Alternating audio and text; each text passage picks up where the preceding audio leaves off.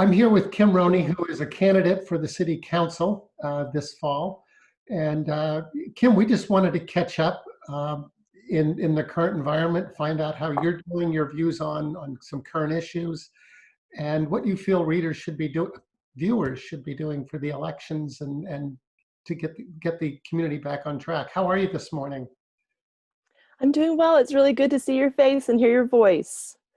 I think we have a lot that we can be doing right now to help our neighbors and our community.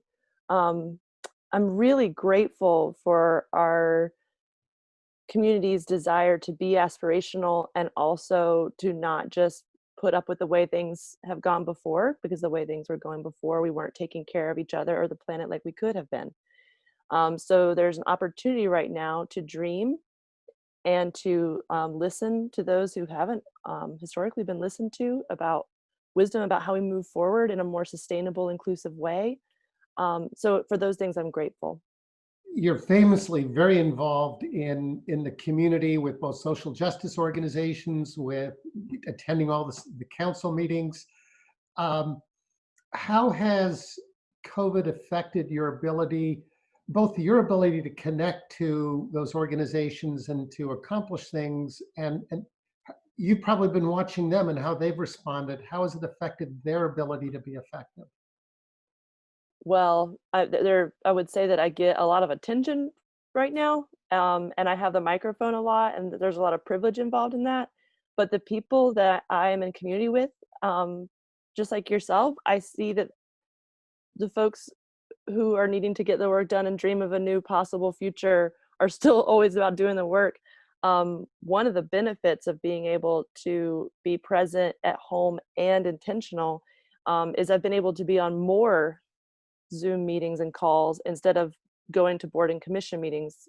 For the past 5 years, I've been going to about 10 to 20 hours a week of board and commission meetings for the city and the county and reporting back to the community in a various number of platforms. So I'm using that time instead to be able to listen to more of what our community needs. What it means for COVID-19 for our community, it's not unique in the fact that the people who are most vulnerable are Black, Brown, Indigenous folks who are less likely to have resources. That we've worked with a lot of neighbors who aren't eligible for stimulus, for example, who are out of work, who have little ones at home, but not childcare. So maybe they're an essential worker, but they can't return to work. And also the whole concept of what is an essential worker, Right.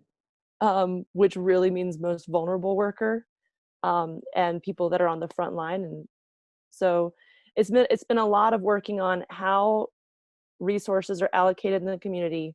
Where are the disparities and the inequities? They're the same places that they've always been.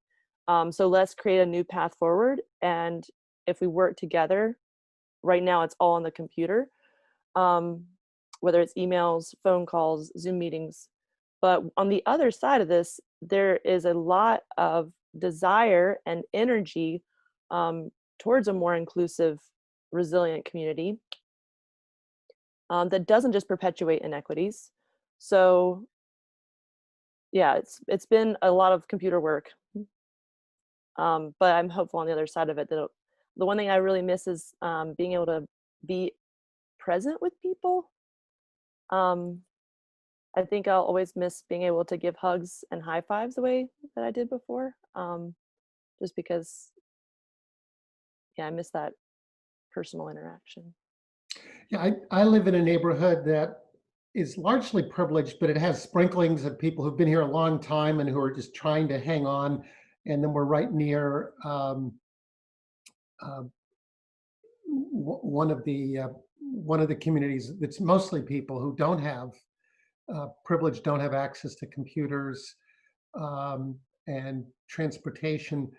And I've noticed, I've spent a lot of time actually helping them get computer access. They'll come and sit in my house to borrow things. And it's made me more aware of the importance of technology. I know you've focused on affordable housing, on free transportation. has your thinking evolved on sort of where you would prioritize funding for equity? Well, we always have to be willing to evolve if we're really going to listen to our neighbors who are the most affected by inequities in our community. Um, as far as housing and transit, healing planet Earth through like securing our food and water systems, restoring our tree canopy, um, prioritizing um, first responders like firefighters that aren't currently paid a living wage. There's a lot of opportunity for our community to get siloed, like it's either this or this. Hmm. Um, One of the things that I appreciate about the Green New Deal or the Red, Black, and Green New Deal, or like what our youth are calling for healing of the people on the planet, is that they're linked together. We're going to have to make some priorities, but it's not housing or transit. I will say that I'm in a tricky situation with the fare free transit because the goal would be to get more people to be able to ride the bus and to ultimately remove a barrier of entry to access. Right now, during COVID-19, there's a limitation of only 9 riders plus the driver being the 10th person on every bus. Wow. So it's a tricky spot right now because I think we are currently doing fare free transit, and it means that people can get on without having to interact in ways that would put themselves at more risk or put our drivers and staff at more risk by entering on the back of the bus. So we've already found that there are creative ways to get through this and be more intentional and caring for each other. Whether you're thinking of the election and having fair and open elections or specific policy issues, where would you tell someone that they should really, if they want to make a difference in the next, between now and November, um, what would be the most important few things that they could do every week to have an impact? So actually the first thing that I would suggest everyone do is find a way to plant some food or to get involved in a community garden effort. This is fantastic for mental health, to be able to get fresh air, some vitamin D to help boost our immune systems, because we can't take care of others when our cup is empty. So, number one, do what we can for ourselves and each other. Number two, the work that we need to do needs to have been done all the time. So, I don't want to leave out the fact that there are two important things everyone can do right now and maintain these relationships. um, One is to follow Beloved Asheville, who is regularly putting out action alerts because they're working with some of our most vulnerable population. So there's a way for you, if you don't have a dollar to share, then maybe share a post or action or follow one of the alerts. So we can give not just with our dollars, but with our time. And the second group is the WNC Worker Center, which is working with our Spanish speaking population and a lot of hotel workers. So if we have time and energy to give after we've taken care of ourselves, let's give into our community all the time. Now, when we look forward to November, 6 months from now, we're going to have to, as always, be vigilant in making sure that we protect access to the vote. Right now in North Carolina, everyone can vote by mail. We can all request an absentee ballot. You don't have to give a reason.